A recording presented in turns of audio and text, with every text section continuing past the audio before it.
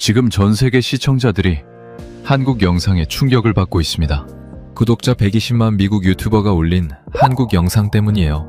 한국의 민낯을 파헤치러 온 그는 3주 만에 생각이 완전히 바뀌었고 체류를 연장하게 되었습니다. 도대체 어떤 내용의 영상을 올렸길래 미국인들은 충격을 받고 있는 걸까요? 지금부터 그가 직접 밝힌 한국의 충격적인 모습 10가지를 확인해 보겠습니다. 시작 전 구독과 좋아요 한번 눌러주시면 영상 제작에 큰 힘이 됩니다. 감동이방 오늘의 이야기 시작하겠습니다. 한국 가보세요. 한국은 다르대요. 댓글창엔 매일 같은 말이 도배됐습니다. 그 말이 그렇게 거슬릴 수가 없었어요. 그래서 직접 확인하러 갔습니다. 저는 시카고에서 도시 비교 채널을 운영하는 유튜버 라이언 콜입니다. 한국이 정말 그렇게 대단한지 제가 직접 가서 까발려 보기로 했습니다. 노트북 화면을 노려보며 새로 고침을 눌렀습니다. 숫자가 꿈쩍도 안 했어요. 일주일 전에 올린 시카고 도시 인프라 리뷰 영상인데 조회수가 7만 8천이었습니다. 6개월 전이었으면 첫날에 25만은 찍었을 텐데요. 요즘은 뭘 올려도 반응이 없었습니다. 구독자는 120만입니다. 적은 숫자가 아니에요. 뉴욕 지하철 붕괴 영상이 230만을 찍었고 시카고 치안 문제를 다룬 영상은 310만까지 갔었습니다. 그게 불과 1년 전이었어요. 근데 지금은요. 50만은커녕 10만도 버거운 상황이었습니다. 댓글창을 열었습니다. 그리고 한숨이 나왔어요.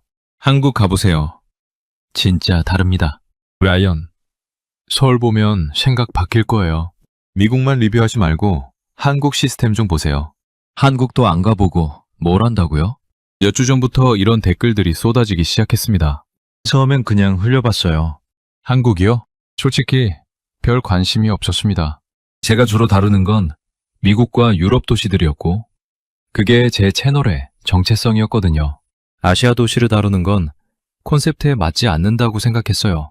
그런데 댓글은 줄어들기는커녕 더 늘어났고 지난주 영상 상위 댓글 10개 중 7개가 전부 한국 얘기였습니다. 짜증이 났어요. 왜 자꾸 한국 타령인지 이해가 안 됐거든요. 그날 밤 친구 데이비드한테 전화했습니다. 저랑 비슷한 시기에 채널을 시작한 친구인데 구독자가 75만 정도 됩니다. 요즘 조회수 어때, 데이빗? 데이비드가 웃으며 답했습니다. 나는 괜찮은데. 근데 너 요즘 힘들다는 거 알아. 댓글 보니까 한국 가라는 말 많던데 그냥 가면 되잖아. 왜 내가 한국을 가야 돼? 거기가 뭐가 그렇게 대단하다고 다들 난리야. 데이비드가 잠깐 멈칫하더니 말했어요. 솔직히 나도 잘 모르겠어. 근데 요즘 한국 콘텐츠가 핫한 건 사실이잖아. 구독자들이 원하면 해주는 게 맞지 않아? 전화를 끊고 나서도 계속 생각했습니다. 그러다 문득 아이디어가 떠올랐어요. 한국을 가긴 가되 폭로 영상을 만드는 겁니다. 다들 한국이 대단하다고 하는데 정말 그런지 제가 직접 가서 확인하는 거예요. 그리고 과장된 부분들, 미화된 것들을 팩트로 까발리는 겁니다. 생각할수록 괜찮은 기획이었어요. 조회수도 확실히 나올 것 같았고요. 여러분 생각해 보십시오. 유튜브에서 가장 잘 터지는 영상이 뭔지 아십니까? 시대를 뒤집는 영상입니다. 다들 좋다고 하는데 내가 가서 보니까 별거 없더라. 이게 바로 조회수 폭탄 공식이에요. 한국은 딱 그 공식에 맞는 소재였습니다. 다음날 바로 카메라를 켰습니다. 여러분, 드디어 결정했습니다. 한국 갑니다. 화면을 보며 씩 웃었어요. 다들 한국이 얼마나 대단한지 댓글로 난리인데 제가 직접 가서 확인해 보겠습니다. 3주 동안 서울에서 지내면서 진짜 모습을 보여드릴게요. 과연 여러분이 말하는 것만큼 대단한지 팩트로 체크하겠습니다. 영상을 올리자마자 반응이 터졌습니다. 좋아요가 하루 만에 4만 개를 넘었고 조회수도 18만을 찍었어요. 역시 한국이 키워드였구나 싶었습니다. 비행기 티켓을 검색했습니다. 시카고에서 인천까지 왕복이 턴 $300 정도였어요. 숙소는 홍대 근처 에어비앤비로 잡았습니다. 한 달에 $1,400짜리 원룸이었어요. 촬영 장비를 챙기면서 속으로 계획을 짰습니다. 3주면 충분할 겁니다. 지하철이 그렇게 좋다는데 시카고 지하철이랑 비교해보면 되고 안전하다는데 밤거리를 직접 걸어보면 되니까요. 출발 전날 밤 노트북에 제목 후보들을 메모해뒀습니다. 한국의 진실, 과대평가된 도시, 서울. 한국이 숨기고 싶어하는 것들. 미국인이 본 서울의 민낯. 자극적인 제목들이었습니다. 클릭률이 잘 나올 것 같았어요. 11시간 비행 끝에 인천공항에 내렸을 때 저는 확신하고 있었습니다. 3주 후면 구독자 200만을 찍을 거라고요. 그리고 한국이 생각보다 별게 없다는 걸 증명할 거라고요. 얼마나 순진한 생각이었는지 그때는 몰랐습니다. 비행기에서 내리자마자 카메라를 켰습니다. 입국장으로 걸어가면서 주변을 찍기 시작했어요. 첫인상부터 기록해야 나중에 비교할 수 있으니까요. 자, 지금 막 인천공항에 도착했습니다. 카메라를 향해 속삭이듯 말했어요. 시카고 오헤어 공항이랑 한번 비교해 볼까요? 진짜 테스트는 지금부터입니다. 그런데 걸음을 옮기면서부터 뭔가 이상했습니다. 복도가 넓었어요. 천장도 높았고요. 공항 특유의 퀴퀴한 냄새가 없었습니다. 오헤어는 항상 뭔가 쿰쿰한 냄새가 나거든요. 오래된 카펫 냄새랄까요? 근데 여기는 달랐어요. 공기가 그냥 깨끗했습니다. 표지판이 눈에 들어왔습니다. 한글 아래 영어가 선명하게 병기되어 있었고 그 아래 중국어와 일본어까지 있었어요. 화살표도 크고 명확했습니다. 오헤어는 표지판 찾느라 헤맨 적이 한두 번이 아니었거든요. 특히 환승 구간은 진짜 미로입니다. 근데 여기는 어디로 가야 하는지 한눈에 들어왔어요. 입국 심사장으로 들어섰습니다. 사람들이 꽤 있었어요. 금요일 저녁 도착편이라 그런지 라인이 여러 개 열려 있었습니다. 속으로 계산했어요. 여기서 최소 1시간은 걸리겠지. 오헤어는 평균 2시간이니까 비슷하거나 더 걸리겠지. 시계를 봤습니다. 저녁 7시 23분이었어요. 그런데 줄이 생각보다 훨씬 빨리 줄어들었습니다. 앞 사람들이 심사대를 통과하는 속도가 상당히 빠른 거예요.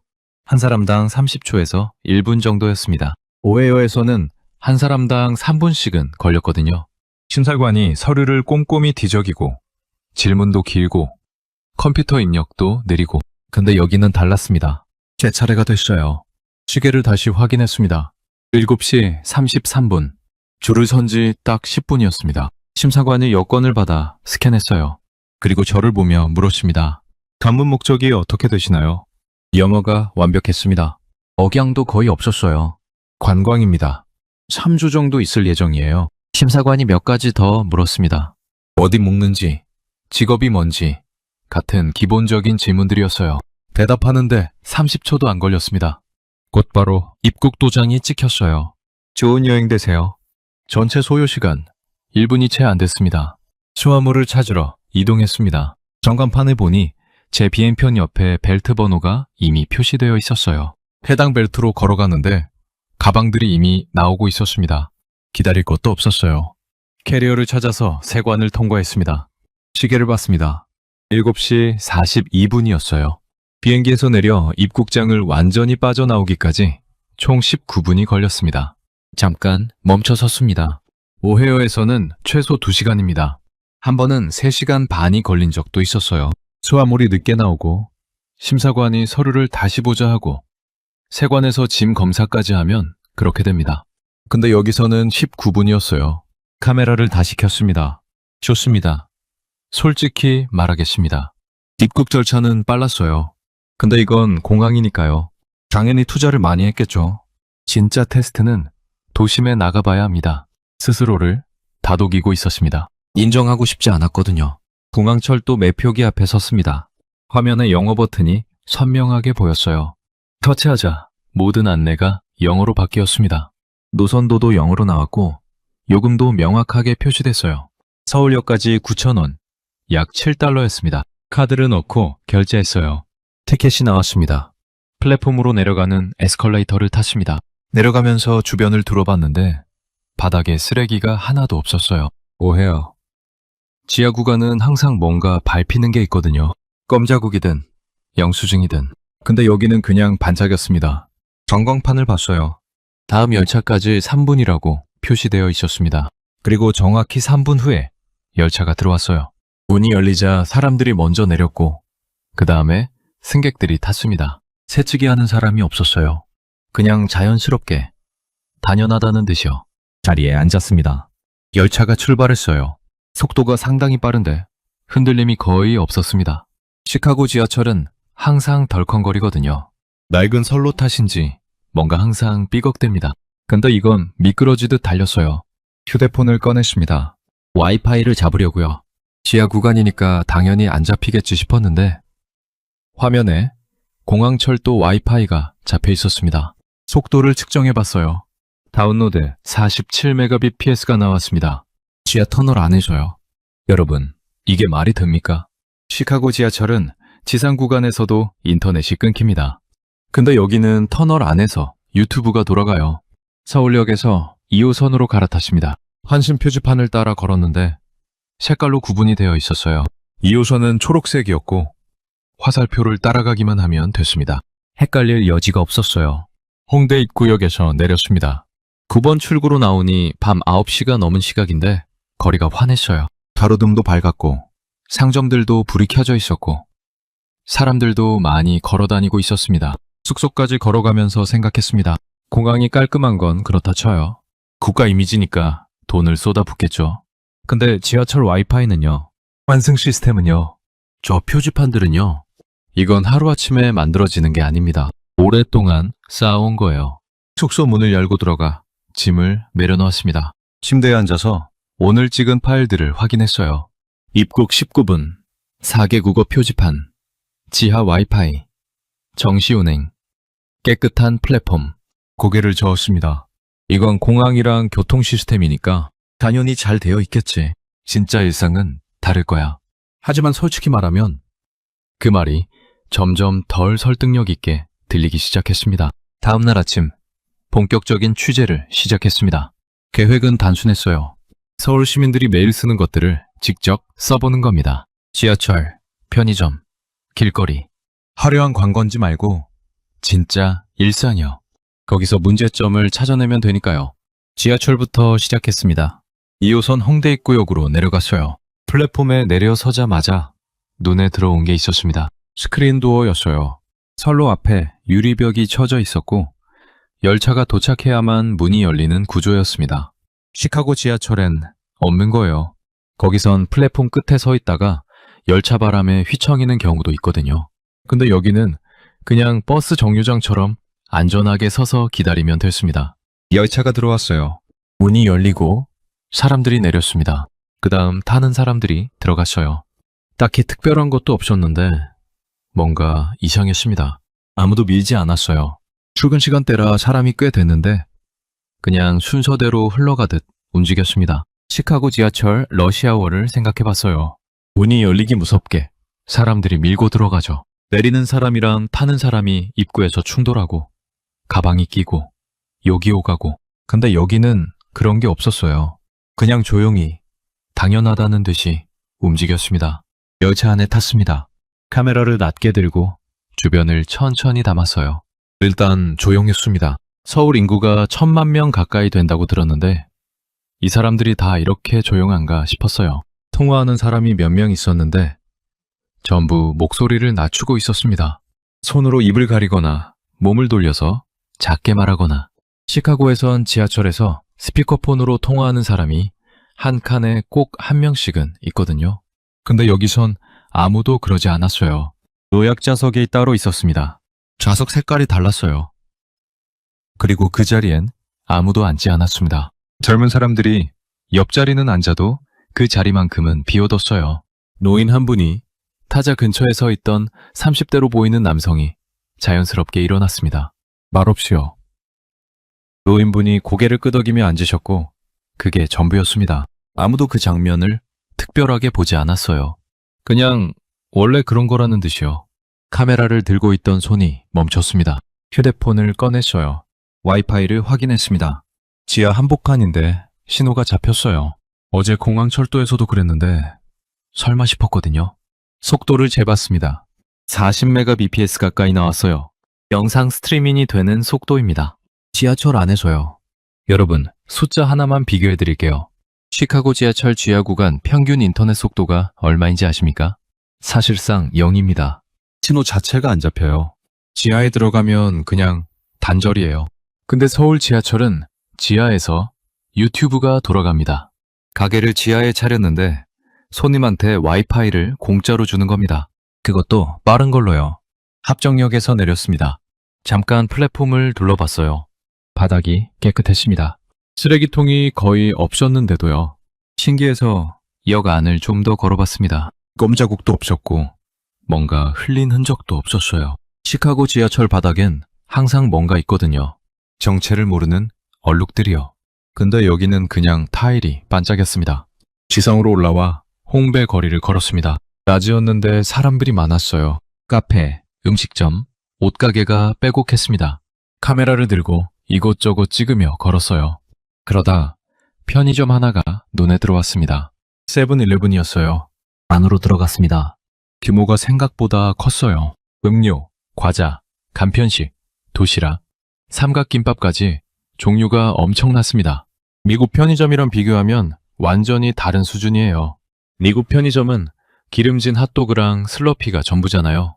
여기는 그냥 작은 슈퍼마켓 수준이었습니다. 계산대 옆에 전자레인지가 있었어요. 직원이 직접 데워주더군요.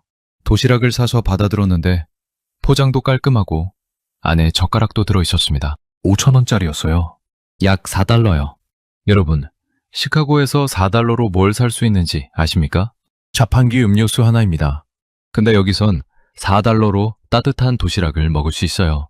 숙소로 돌아와 침대에 앉았습니다. 오늘 찍은 영상들을 확인했어요. 스크린도어, 조용한 통화, 자연스러운 자리 양보, 지하 와이파이, 깨끗한 바닥, 4달러 도시락. 폴더를 닫았습니다. 그리고 폭로 대본 초안을 꺼냈어요. 출발 전날 밤에 써뒀던 겁니다. 한국 지하철 문제점, 불친절한 서비스, 외국인 차별이라고 써뒀던 항목들이었어요. 지하철 문제점 옆에 줄을 그었습니다. 그리고 중얼거렸어요. 지하철은 아닌 것 같은데. 다음 항목으로 넘어갔습니다. 불친절한 서비스. 오늘 편의점 직원은 도시락을 직접 데워줬습니다. 그 옆에도 줄을 그었어요. 노트북을 덮었습니다. 아직 이틀밖에 안 됐습니다. 일주일은 더 봐야 한다고 스스로를 다독였어요. 지금 당장 결론 내리면 안 된다고요. 그런데 솔직히 말하면 이미 불안해지기 시작했습니다. 폭로할 거리가 보이지 않았거든요. 토요일 오후였습니다. 홍대 골목 카페에 자리를 잡았어요. 창가 쪽 넓은 테이블이었습니다. 아메리카노를 시키고 노트북을 꺼냈어요. 그동안 찍은 영상들을 정리해야 했거든요. 폭로 대본도 다시 써야 했고요. 2시간쯤 작업했을 때 배가 고파졌습니다. 근처에 삼겹살집이 보였거든요. 어제 지나치면서 눈여겨봐뒀던 곳이었어요. 노트북을 덮었습니다. 가방을 챙겼어요. 카운터에 빈잔을 반납하고 밖으로 나왔습니다. 삼겹살집에 들어가 1인분을 시켰어요. 혼자 먹는 손님도 꽤 있었습니다. 고기를 구워 먹으면서 매일 촬영 계획을 생각했어요. 강남 쪽을 가볼까? 한강공원을 가볼까? 식사를 마치고 나왔을 때는 저녁 8시가 넘어 있었습니다. 숙소로 돌아가려고 걷는데 주머니에서 휴대폰을 꺼내려다 문득 이상한 느낌이 들었어요. 가방이 너무 가벼웠습니다. 백팩을 내려서 열어봤어요. 카메라, 배터리, 충전기, 있어야 할 것들은 있었습니다. 근데 노트북이 없었어요. 심장이 철렁했습니다. 가방을 다시 뒤졌어요. 없었습니다. 주머니도 확인했어요. 당연히 없었죠. 그제야 깨달았습니다. 카페 테이블에 그대로 두고 온 겁니다. 얼마나 지났는지 계산해봤어요. 카페로 나온 게 6시쯤이었고 지금이 8시 20분이니까 2시간 반이 지났습니다. 삼겹살 먹으면서 완전히 잊고 있었던 거예요. 맥북 프로였습니다. 작년에 산 최신 모델이었고 가격이 2,500달러였어요. 거기다 지난 일주일간 찍은 영상 파일이 전부 들어있었습니다. 백업은 안 해뒀었죠. 시카고였으면 끝났습니다. 테이블에 노트북을 30분만 두고 가도 사라지는 게 시카고거든요. 친구 하나는 화장실 다녀온 5분 사이에 아이패드를 도난당했어요. 2시간 반이면요. 2시간 반이면 이미 누군가 손에 넘어가서 중고로 팔렸을 겁니다. 그래도 혹시 몰라 카페로 다시 가봐야 했어요. 직원이 발견해서 보관하고 있을 수도 있으니까요. 희박한 가능성이었지만 확인은 해야 했습니다. 지하철로 뛰어갔습니다. 플랫폼으로 내려가 홍대 입구 방향 열차를 기다렸어요. 3분이라고 표시되어 있었는데 그 시간이 한없이 길게 느껴졌습니다. 손에 땀이 났어요. 열차가 도착했고 올라탔습니다. 한정거장이었지만 참을 수가 없었어요. 다리를 계속 떨었습니다. 홍대 입구역에서 내려 카페로 뛰어갔어요. 아까 앉았던 테이블을 봤습니다. 다른 손님이 앉아 있었어요. 커플이었습니다. 테이블 위에는 그들의 음료만 있었어요. 카운터로 갔습니다. 직원이 웃으며 물었어요. 주문하시겠어요? 아니요, 저 오늘 오후에 여기 있었는데요. 노트북을 두고 간 것 같아서요. 직원이 잠깐 생각하더니 눈이 커졌습니다. 아, 혹시 맥북이에요? 심장이 쿵 내려앉았습니다. 네, 맞아요. 잠깐만요. 직원이 카운터 아래 서랍을 열었습니다. 그리고 꺼낸 게 투명 비닐봉지였어요. 안에 맥북이 들어 있었습니다. 충전기와 마우스까지 함께요. 손님 나가시고 나서 바로 발견했어요. 혹시 찾으러 오실까봐 보관하고 있었습니다. 말이 안 나왔습니다. 2시간 반이었어요. 2시간 반 동안 카운터 서랍 안에 그대로 있었던 겁니다. 2,100달러짜리 노트북이요. 카페 직원이 팔 수도 있었고 그냥 모른 척 할 수도 있었습니다. 근데 손님이 찾으러 올 거라고 생각하고 보관하고 있었어요. 충전기랑 마우스도 같이 있었어요. 혹시 다른 것도 빠진 거 없나요? 직원이 물었습니다. 걱정스러운 표정이었어요. 노트북을 받아들었습니다. 케이스를 열어봤어요. 화면에 지문 하나 없이 깨끗했습니다. 감사합니다. 정말 감사합니다. 계속 고맙다고 했습니다. 직원이 손을 흔들며 말했어요. 당연한 거죠. 손님 물건인데요. 당연한 거죠. 그 말이 한동안 머릿속에서 떠나지 않았습니다. 카페로 나와 벤치에 앉았어요. 노트북을 무릎에 올려놓고 한동안 바라봤습니다. 시카고에서는 5번 물건을 잃어버렸습니다. 아이폰 2번, 에어팟 1번, 카메라 렌즈 1번, 지갑 1번, 단 한 번도 돌아온 적이 없었어요. 아이폰은 30분 만에 사라졌고 에어팟은 자리에 놔둔 지 10분 만에 없어졌습니다. 근데 서울에서는요. 카페에 노트북을 두고 나왔더니 직원이 서랍에 보관해뒀고 2시간 반 후에 충전기랑 마우스까지 그대로 돌아왔습니다. 여러분, 이게 시스템의 문제가 아니에요. 사람의 문제입니다. 제도가 아무리 좋아도 사람이 안 되면 소용없거든요. 근데 서울 카페 직원은 아무도 보지 않는 상황에서 아무도 강요하지 않았는데 그냥 당연하다는 듯이 남의 물건을 지켰습니다. 가방에서 카메라를 꺼냈습니다. 켜서 제 얼굴을 향했어요. 녹화 버튼을 눌렀습니다. 솔직히 말하겠습니다. 카메라를 똑바로 봤어요. 오늘 카페에 노트북을 두고 나왔습니다. 2,500달러짜리 맥북 프로였어요. 2시간 반이 지났는데 직원이 그대로 보관하고 있었습니다. 충전기랑 마우스까지 전부요. 잠시 멈췄다가 계속했습니다. 이건 인정합니다. 정말로요? 미국에서는 절대 일어날 수 없는 일이에요. 녹화를 멈췄습니다. 노트북을 가방에 넣고 일어섰어요. 걸어가면서 계속 생각했습니다. 댓글에서 한국 하던 사람들, 그 사람들이 뭘 보고 그랬는지 이제 조금씩 알 것 같았습니다. 금요일 밤이었습니다. 강남 취재를 나갔어요. 솔직히 말하면 이쪽에서 뭔가 나올 거라고 기대했습니다. 밤거리는 어느 도시든 민낯이 드러나거든요. 낮에 아무리 깔끔해도 밤이 되면 달라지는 경우가 많으니까요. 클럽 앞에 줄이 길게 늘어서 있었습니다.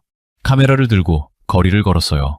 취한 사람들이 삼삼오오 몰려다녔고 어느 골목에서는 남자 둘이 언성을 높이고 있었어요. 술 기운에 어깨가 부딪혔는지 서로 노려보고 있었습니다. 한국도 별 수 없구나 싶었죠. 그런데 그게 전부였어요. 주변 친구들이 말리자 그냥 흩어졌습니다. 싱겁게 끝났어요. 계속 걸었습니다. 새벽 1시가 넘어가고 있었어요. 배가 고팠습니다. 근처 편의점을 찾았어요. GS25가 보였습니다. 안으로 들어가 삼각김밥 2개를 골라들었어요. 그때 입구 쪽에서 웃음소리가 들렸습니다. 여학생 3명이 들어오고 있었어요. 교복 차림이었습니다. 흰색 블라우스에 회색 치마였어요. 고등학생으로 보였습니다. 새벽 2시에 고등학생들이 편의점에요. 3명 모두 아이스크림 냉동고 앞에 섰어요. 하나씩 골라 계산하고 포장을 뜯어 바로 먹기 시작했습니다. 편의점 앞 테이블에 앉았어요.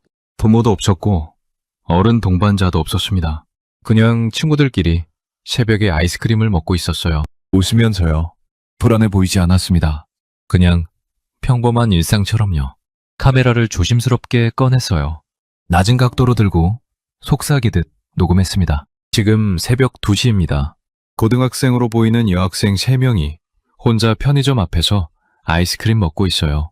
시카고였으면 상상도 못할 장면이었습니다. 새벽 2시에 10대 여자아이들이 혼자 돌아다니는 건 부모들이 절대 허락하지 않을 일이에요. 압치, 강도 위험이 너무 크거든요. 계산을 하고 밖으로 나왔습니다. 거리에 사람들이 꽤 많았어요. 클럽에서 나온 사람들, 늦게까지 일한 직장인들이 뒤섞여 걷고 있었습니다. 그 중에 혼자 걷는 여성들이 눈에 띄었어요. 하이힐을 신은 20대, 운동복 차림의 30대까지 다양했습니다. 뒤를 돌아보는 사람이 없었어요. 여러분, 이게 얼마나 대단한 건지 아십니까? 시카고에서 새벽 2시에 혼자 걷는 여성은 항상 걸음이 빠릅니다.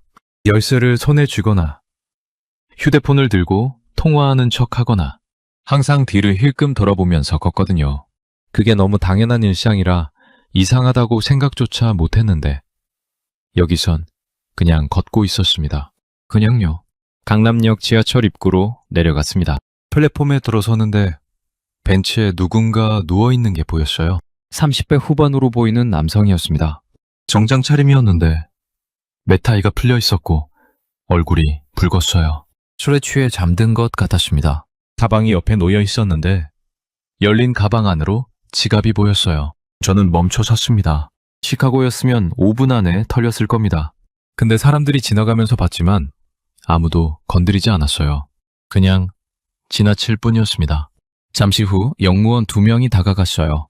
한 명이 어깨를 흔들었습니다. 손님, 일어나세요. 여기서 주무시면 안 돼요. 남성이 눈을 뜨지 않았어요. 영무원이 무전기로 뭔가 이야기했습니다. 잠시 후 경찰 2명이 나타났어요. 남성을 부축해 일으키고 구두를 신겨주고 가방을 챙겨줬습니다. 그리고 계단 위로 데려갔어요. 지상으로 따라 올라갔습니다. 택시 한 대가 대기하고 있었어요. 경찰이 지갑에서 신분증을 꺼내 주소를 확인하고 기사에게 알려줬습니다. 집까지 모셔다 드려주세요. 택시가 출발했어요. 경찰은 돌아서서 다시 여관으로 들어갔습니다. 저는 그 자리에 서서 방금 본 장면을 곱씹었어요. 지갑이 보였는데도 아무도 건드리지 않았습니다. 영무원이 깨웠고 경찰이 집까지 보내줬어요. 그게 전부였습니다. 특별한 일도 아니라는 듯이 그냥 해야 할 일을 한 거였어요. 숙소로 돌아오는 지하철 안에서 오늘 밤을 정리했습니다. 새벽 2시에 여학생들이 편의점에서 아이스크림을 먹고 여성들이 혼자 아무렇지 않게 걷고 취해 잠든 사람 옆에 지갑이 그대로 있고 경찰이 택시 태워 집까지 보내주는 도시. 걸어가면서 중얼거렸어요. 다들 왜 한국 하는지 이제 알 것 같다. 처음엔 그 말이 그렇게 거슬렸는데 지금은 고개가 끄덕여졌습니다. 토요일 저녁이었습니다. 명동 취재를 나갔어요. 쇼핑거리와 길거리 음식으로 유명한 곳이라고 들었거든요. 관광객들이 정말 많았습니다. 영어, 중국어, 일본어가 뒤섞여 들렸어요. 길거리 음식 노점들이 줄지어 있었습니다. 떡볶이, 순대, 호떡, 붕어빵까지 종류가 다양했어요. 카메라에 담으면서 하나씩 사 먹어봤습니다. 대부분 맛있었어요. 한 노점에서 매운 닭꼬치를 샀습니다. 빨간 소스가 잔뜩 발라져 있었어요. 한 입 베어 물었는데 생각보다 훨씬 매웠습니다. 혀가 얼얼했지만 맛있어서 3개를 다 먹었어요. 물을 벌컥벌컥 마시고 계속 촬영했습니다. 숙소로 돌아온 건 밤 11시쯤이었어요. 샤워하고 침대에 누웠는데 배가 이상했습니다. 뭔가 꿀렁거리는 느낌이 들었어요. 처음에는 무시했습니다. 많이 먹어서 그런가 보다 했어요. 그런데 30분쯤 지나자 통증이 시작됐습니다. 배가 쥐어짜듯 아팠어요. 화장실로 뛰어갔습니다. 1시간 동안 4번을 들락거렸어요. 식은땀이 났고 이마를 만져보니 뜨거웠습니다. 새벽 2시가 넘었어요. 상태가 나아지지 않았습니다. 오히려 구토까지 시작됐어요. 병원에 가야겠다고 판단했습니다.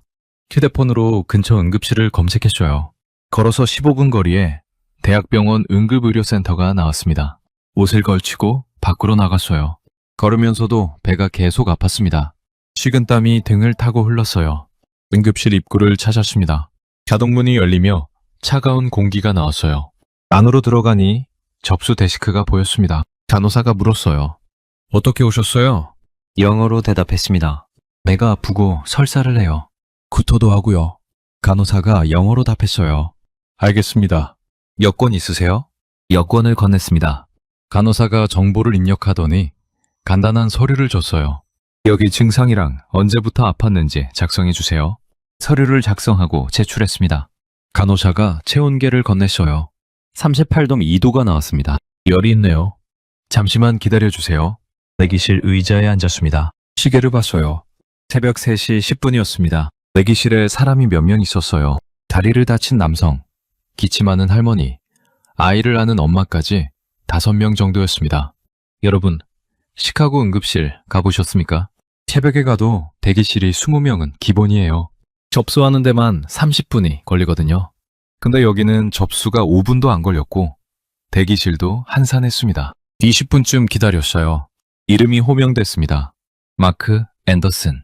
일어서서 간호사를 따라갔어요. 진료실로 안내받았습니다. 의사가 앉아 있었어요. 40대로 보이는 여성이었습니다. 안녕하세요. 어디가 불편하세요? 역시 영어였어요. 내가 아프고 설사를 해요. 1시간에 4번 정도 화장실 갔고 구토도 했습니다. 의사가 고개를 끄덕이며 배를 눌러 확인했어요. 여기 아파요? 네, 아파요. 언제부터였어요? 저녁 11시쯤부터요. 명동에서 매운 닭꼬치를 먹었습니다. 의사가 미소 지었어요. 아마 급성 장염인 것 같네요. 링거 맞고 약 처방 받으시면 나아질 거예요. 처치실로 옮겨줬습니다. 간호사가 팔에 링거 바늘을 꽂았어요. 투명한 액체가 천천히 들어오기 시작했습니다. 1시간 정도 걸려요. 침대에 누워 천장을 봐십니다. 링거가 들어가면서 배 통증이 조금씩 가라앉는 게 느껴졌어요. 링거가 끝났습니다. 간호사가 바늘을 빼고 반창고를 붙여줬어요. 처방전 드릴게요. 1층 약국에서 약 받으세요. 진료실로 다시 갔습니다. 의사가 처방전을 건넸어요. 하루 3번 식후에 드세요. 이틀 정도면 괜찮아질 거예요. 수분 많이 섭취하시고요. 수납창고로 갔습니다. 직원이 계산서를 내밀었어요. 15만 원입니다. 멈췄습니다. 15만 원이요? 네.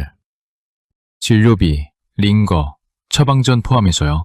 휴대폰을 꺼내 환율을 계산했습니다. 1달러에 1,500원이 넘는 요즘 환율로 따지면 15만 원은 약 100달러였어요. 보험 없이 이 가격인가요? 네. 외국인 환자라 보험 적용 안 되는 가격이에요. 100달러입니다. 보험도 없이요. 여러분, 숫자 하나만 보여드리겠습니다. 작년에 시카고에서 비슷한 증상으로 응급실에 간 적이 있어요. 똑같이 링거 맞고 약 처방받았습니다. 청구서가 3,200달러 나왔어요. 보험 적용 후에도 800달러를 냈습니다. 3,200달러 대 100달러입니다. 같은 치료인데요. 가게로 치면 이렇습니다. 옆집이랑 똑같은 물건을 파는데 한 집은 3,200달러를 받고 다른 집은 100달러를 받는 거예요. 그것도 보험 없이요. 여러분이라면 어느 나라에서 아프고 싶으십니까? 카드를 건넸습니다. 결제가 됐어요. 1층 약국으로 내려갔습니다. 처방전을 내밀자 약사가 3분도 안 돼서 약을 준비해줬어요. 약값은 청구서에 포함되어 있어요. 약 봉투를 받아들고 병원을 나왔습니다. 새벽 4시 30분이었어요. 하늘이 조금씩 밝아오고 있었습니다. 벤치에 앉았어요. 영수증을 다시 봤습니다. 15만 원, 약 100달러. 진료, 링거, 약, 전부 포함. 공중 화장실이 생각났습니다. 며칠 전 명동에서 취재하다 화장실을 찾았는데 지하철역 공중 화장실이었거든요. 들어가면서 별 기대가 없었어요. 공중 화장실이 의뢰 그렇듯 냄새가 나고 지저분할 거라고 생각했습니다. 근데 안으로 들어가니 비누가 채워져 있었고 바닥이 깨끗했어요. 휴지도 있었습니다. 시카고 공중 화장실은 문이 잠겨 있거나 열려 있어도 못 들어가는 경우가 대부분이거든요. 어제는 숙소에서 주문한 택배가 왔습니다. 주문한 지 4시간 만이었어요. 4시간이요. 시카고에서는 이틀이 기본이고 당일 배송은 프리미엄 요금을 따로 내야 합니다. 근데 여기는 그냥 4시간이었어요. 일어서서 숙소로 걸어갔습니다. 걸으면서 계속 생각했어요. 한국을 폭로하러 왔는데 점점 미국 시스템에 문제가 보이기 시작했습니다. 응급실 100달러, 깨끗한 공중 화장실, 4시간 택배, 불편함을 찾으러 왔는데 편리함만 쌓이고 있었어요. 폭로 대본은 이제 거의 백지였습니다. 귀국 이틀 전이었습니다. 숙소 책상에 앉아 노트북을 열었어요. 그동안 찍은 영상 파일들을 하나씩 열어봤습니다. 폴더가 6개였어요. 인천공항, 지하철, 홍대, 명동, 강남, 한강. 재생 시간을 합치면 12시간이 넘었습니다. 첫 번째 파일을 재생했습니다. 인천공항 입국장에서 찍은 영상이었어요. 화면 속 제가 카메라를 향해 말하고 있었습니다. 시카고 오헤어 공항이랑 한번 비교해 볼까요? 진짜 테스트는 지금부터입니다. 건방진 목소리였어요. 뭔가를 까발릴 준비가 되어 있다는 듯한 태도였죠. 지금 보니 낯이 뜨거웠습니다. 다음 파일을 열었습니다. 지하철 안에서 찍은 영상이었어요. 조용히 통화하는 사람들, 자연스럽게 자리를 양보하는 장면들이 담겨 있었습니다. 그 다음은 카페 앞 벤치에서 노트북을 돌려봤던 날이었어요. 화면 속 제가 말했습니다. 이건 인정합니다. 정말로요? 미국에서는 절대 일어날 수 없는 일이에요. 강남역 새벽 풍경도 있었습니다.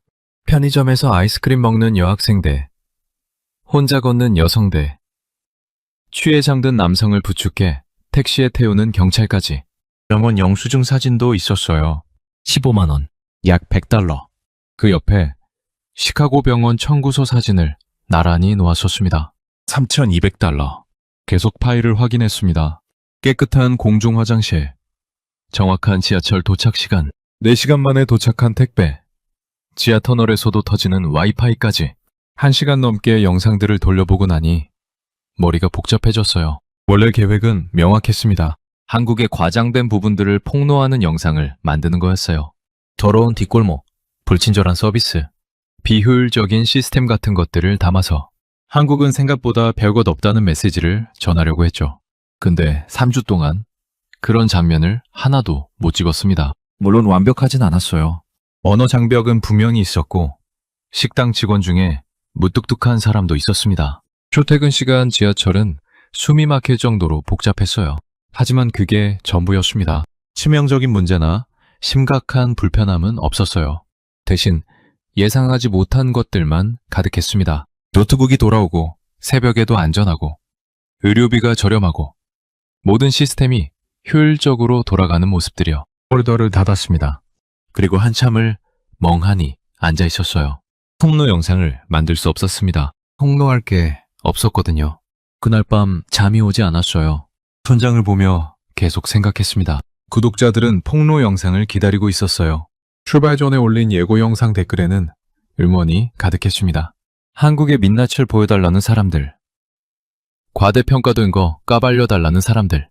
그 사람들은 제가 돌아와서 속 시원한 폭로 영상을 올릴 거라고 믿고 있었어요. 하지만 그럴 수 없었습니다. 거짓말을 할 수는 없었거든요. 새벽 2시가 됐어요.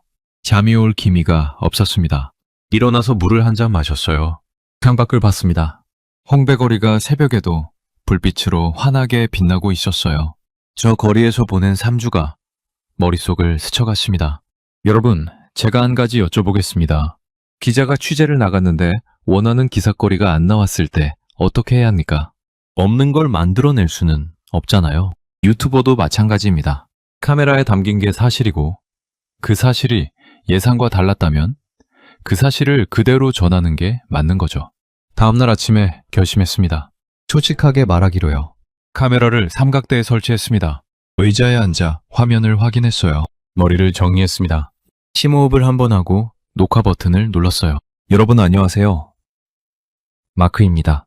잠시 멈췄습니다. 3주 전에 한국에 왔습니다. 여러분이 댓글로 요청했고 저는 한국이 과대평가되었는지 직접 확인하겠다고 약속했죠. 솔직히 말씀드리면 폭로 영상을 만들려고 왔습니다. 한국이 생각만큼 대단하지 않다는 걸 보여드리려고요. 카메라를 똑바로 봤습니다. 하지만 제가 틀렸습니다. 목소리가 생각보다 담담하게 나왔어요. 한국은 제가 예상했던 것과 완전히 달랐습니다.